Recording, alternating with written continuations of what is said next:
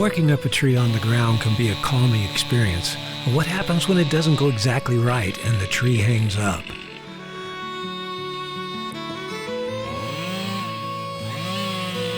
You've got to get it down to finish the task. Well, I guess there's more than one way to cross that river when you come to it.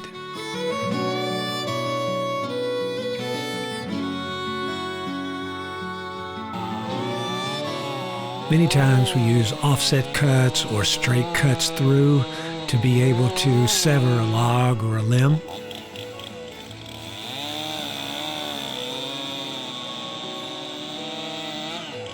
The offset cut or snap cut can be where it just breaks right apart, but it doesn't offer you much control. So I want us to talk about the jackknife technique. It starts off with an understanding that a tree that's hung is a special situation. If you're not understanding and not comfortable with it, it's best to call someone in who has some experience in that area. But utilizing notches and hinges, a notch and a hinge can be very strong in controlling the tree. But it must be applied properly and planned for properly. If you take a hinge off or cut through something under pressure, it can come back very violently. But using a notch and a hinge can work as a jackknife. It can give you the opportunity to slow the process down and give you ample time to escape.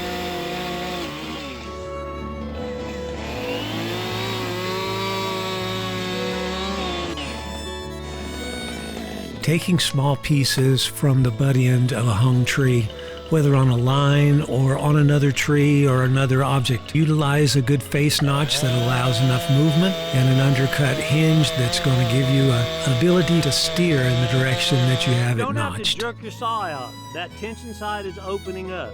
So you cut into, you see a little bit of movement, and then you can be able to just push it.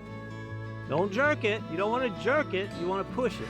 It has to be set up properly, though. Still got 1.25 inches on this side. You want to make sure that you have a bendable hinge. Take it down hinge. until you see it start to open a little bit, and then stop if you want to push it. If not, just take it a little bit and then back up.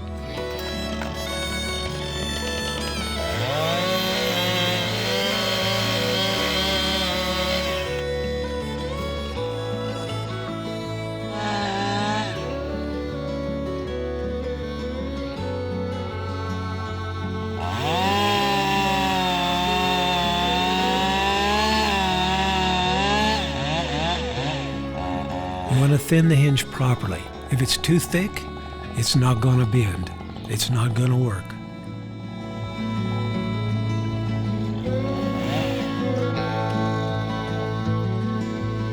Takes too much pressure. When you thin it up enough, it shouldn't take a lot of pressure. It just steers right down under its own power. All right, now what's the next thing you want to do there? You want to disconnect that. When you disconnect that, it can still lift if you've got more weight over there than down here.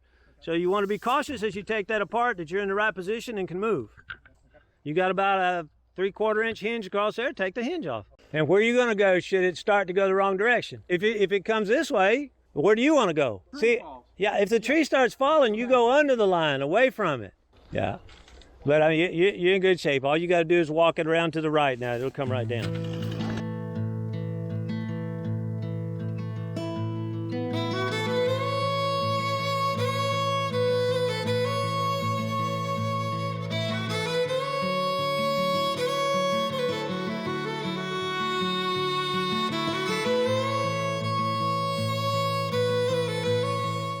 My tree looks like it's been rubbing on it for quite a while.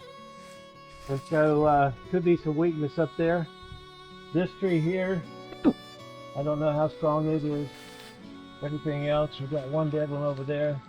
But more or less, looks like the oak itself is pretty solid. But it is wind thrown. So you've got roots that broke back there, but these roots are still pretty strong out here.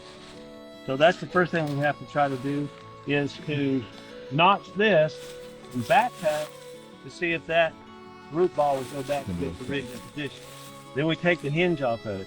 I really can't start cutting anything here until we get this disconnected. You know, a lot of people say, well, you don't want to leave that because that can kind of keep it from going sideways. You can't do anything with this as long as that's still connected. So first thing to do is you want it disconnected. You want it unstable. You can plan for unstable, but you can't plan for stable that you think is that you don't know. Is that right? Sounds crazy, but it's true. So if you're not sure it's going to hold, better be unstable. You can plan around unstable. So here I'm going to put a face notch in fairly close here, and then basically back cut it, let this go back. It could drop the tree back, so I got to be careful. I got to make sure I can get out here. But other than that, that's our first step. Face notch in here, overcut, just like we were felling the tree, and see if that root ball goes back, and see if this pushes back in.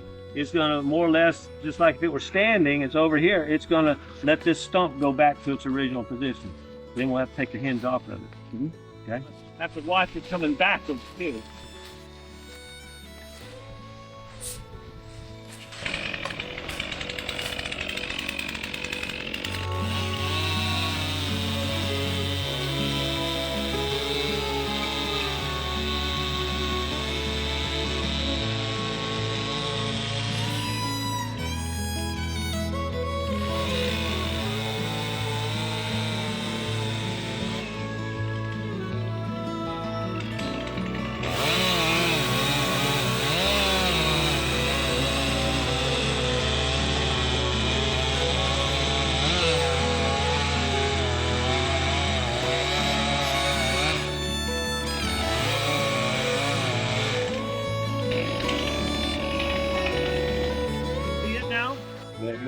So basically my hinge is across there, it's starting to open. So one of two things. Either the tree's starting to go over that way and push more, or either the root system's going down. It did start to lower. I've got a pretty straight hinge on there. I don't know if it's going to roll out right or left. I'm thinking it's going to go that way. I've got a tree here that's going to block it. Should it start this way? It's on the cross. But I also have to watch that it's going to roll this way and back over.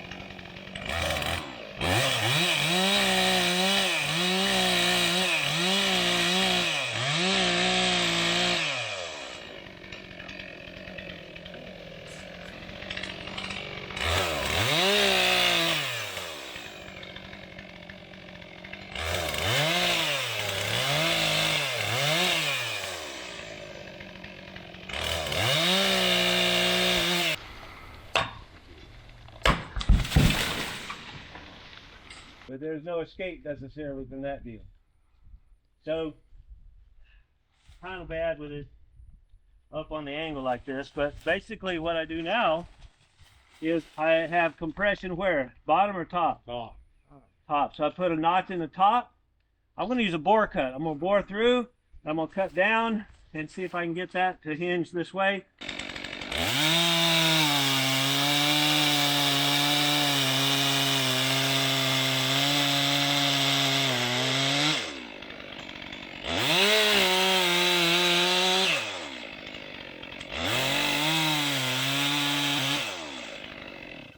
About how important it is here to have a notch that meets exact. If I've got any bypass or I cut the hinge off of one side, now I'm stuck in this situation.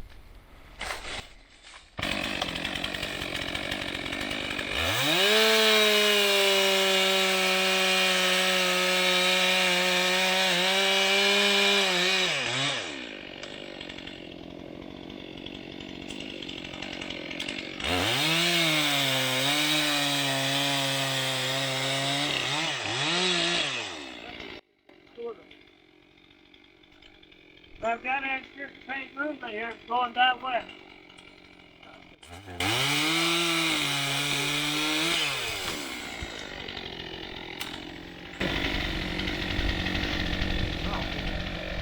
Little tree older.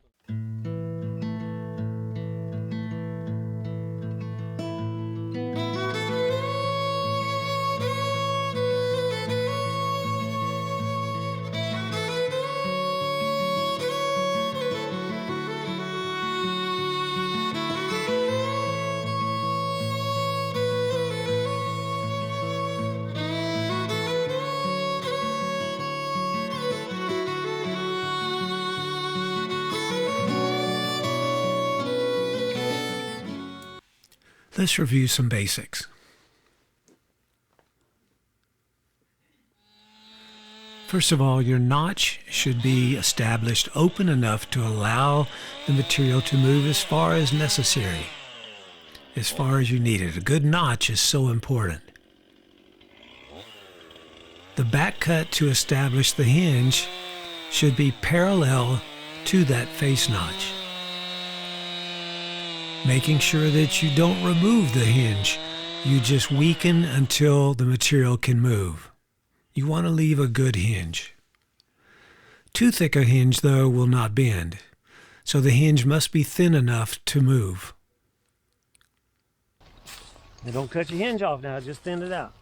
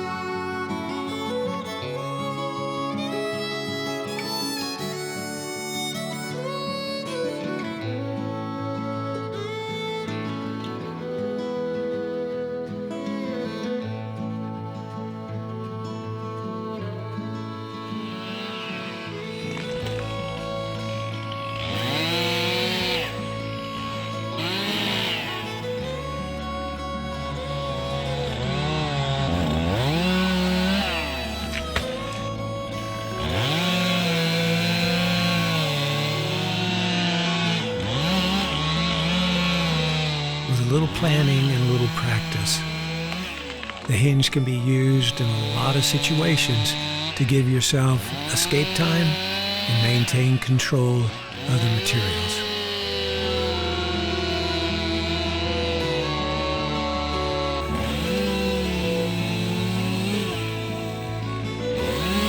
So next time you get in a situation with a tree that's hung, think about the jackknife technique.